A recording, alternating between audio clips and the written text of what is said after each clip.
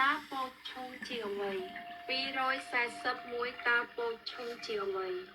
សត្រូវព្រួតដៃល្បិចនយោបាយ7មករាទុកពេលបន្លាយឲ្យខ្មែរអន្តរាយក្នុងវាលពិភេក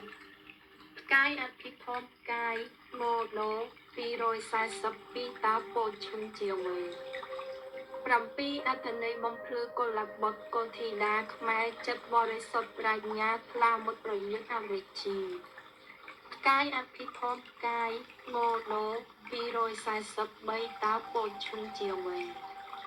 ជំនួយស្មារតីមិនអាចខ្វះបានផ្លូវលោកផ្លូវធម៌ទុកជាធម្មទានតាមបញ្ញាញាណធម្មេធិបតីកាយអភិភពកាយម៉ូណូ KATAVONGNOGMAI ដល់10ខមមិនទីផ្កាយទី30ខែតុលាឆ្នាំ21